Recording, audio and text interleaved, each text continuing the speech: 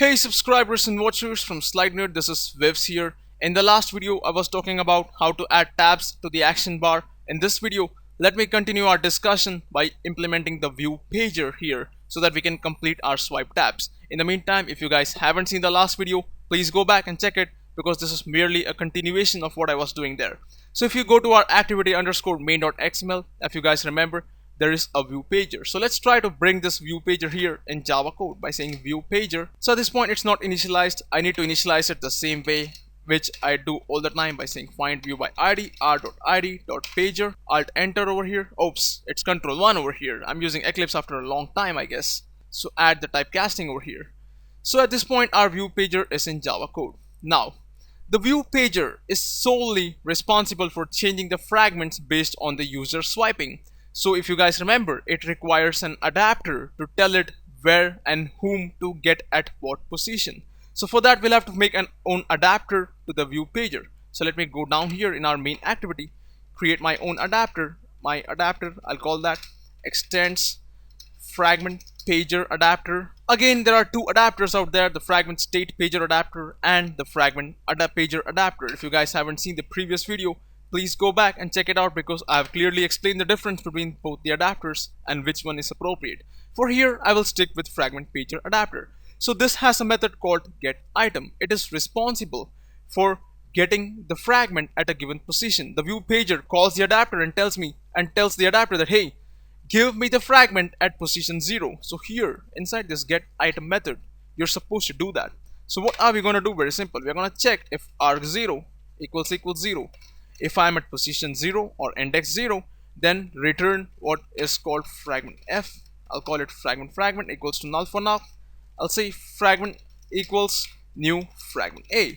That means at position 0, return fragment a. If the position is 1, return fragment b, and so on. So let me actually replicate the if else statement here and kinda get that over with. So at this point my getItem method is complete. Whenever the ViewPager says give me something at position 0, fragment A will be returned, at position 1 B, and at position 2 C will be returned.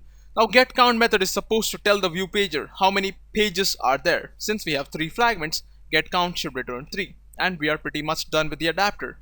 Now we just need to set the adapter here by going up. Right here I'm saying ViewPager dot set adapter, which can be something like this, and I'm gonna say new my adapter, and I just need to pass the fragment manager inside. If you guys remember, since we are using FragmentActivity, I will use the get support fragment manager inside my constructor over here. I'll say get support fragment manager, and that should take care of anything. If you guys are finding this a little tricky, you can obviously go ahead here and make the fragment manager by saying fragment manager is get support fragment manager, and then here pass that manager object because our constructor in the my adapter requires a fragment manager, and that is the reason I'm doing that. So this pretty much takes care of everything. Let's just see, there's some kind of error over here. Okay, there's an extra bracket. So at this point everything looks pretty good as far as the action bar tabs and the fragments are concerned. Now let's just run this and try to figure out what is going on here. So at this point, if you guys notice our emulator, there is the tab and there is the ViewPager. Now if I switch from fragment A using the ViewPager, I go to fragment B because getItem is called, right? Same way I go here, I can go to fragment C. But notice something, nothing is happening here in the tabs above. If I click tab 2, nothing happens except that these lifecycle log.d statements are being called over here. If I click tab 3, nothing happens. So what we want to do is synchronize the changes in the tab with the changes here in the ViewPager. So before we do that, let's try to understand a method or a listener which the ViewPager uses to keep track of which page it is currently showing and what is the user doing with that page. For that, I'll go back here and implement something called OnPageListener. I think that's the name, I'm not sure about it. Let me go here and I'll say ViewPager.set OnPageChangeListener. Yep, that's the one. So here I'll simply make an anonymous inner class by saying new OnPageChangeListener. So for the listener, make sure that when you use the anonymous inner class, you specify the fully qualified class name, which is the ViewPager, which is the outer class, dot in OnPageChangeListener, which is the name of the interface over there. So we have 3 methods over here, which is onPageSelected, onPageScrolled, and onPageScrollStateChanged. So let's try to understand what these methods are all about, and that can be done by using a simple log.d statement which tells us what is going on. So here at position, which is not given by this argument 0 over here, so I'm gonna just put argument 0 over here. So let me actually replicate the same kind of statements for the other two and get back to you guys with that. So at this point I have my log.d statements in place inside those methods, and here is a little tricky case. On the on page scroll state changed, we have an argument which is not the position. However, it is the state, whether the page is being idle, or is it being dragged by the user, or is it settling down that the user has finally brought it into position, something like that.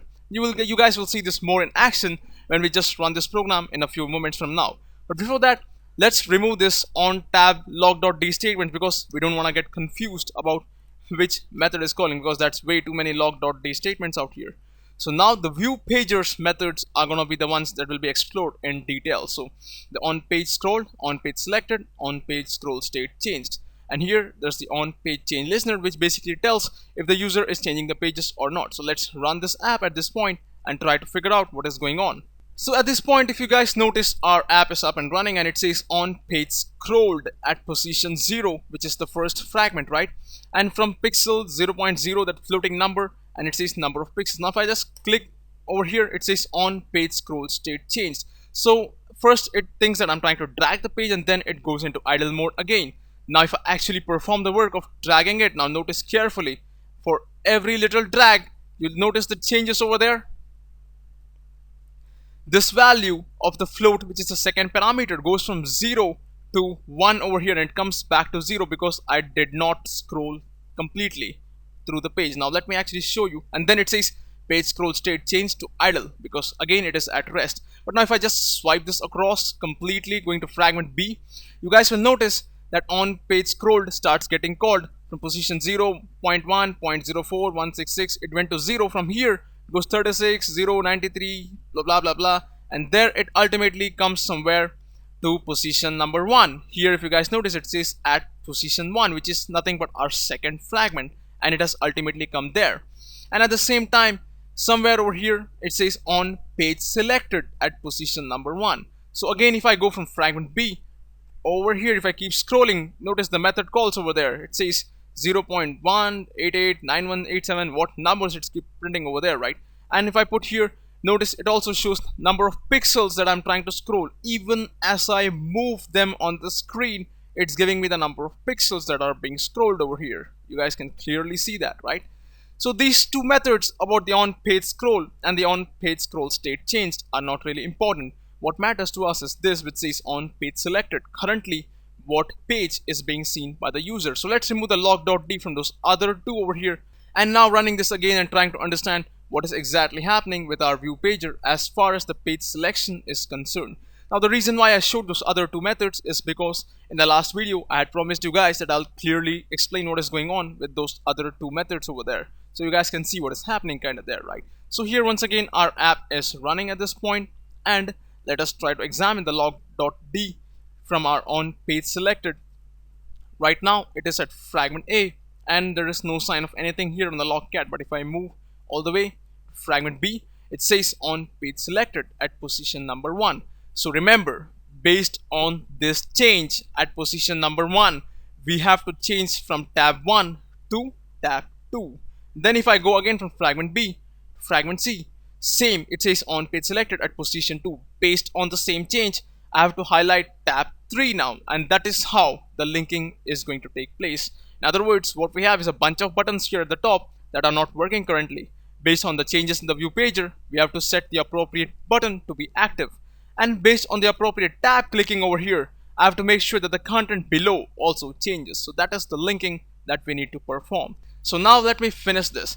Now if you guys remember, to actually link the ViewPager's change with the action bar and the action bar's changes with the ViewPager. So first let's do for the ViewPager. If you guys remember, every time the ViewPager changes a page, it directly goes here to on page selected. Here, all we need to do is get the action bar by saying action bar dot set selected navigation item at the same position, which means, in other words, you're telling that if page number 1 is selected by the user, then the tab selected should also be equals to number 1. That is all you're doing over here.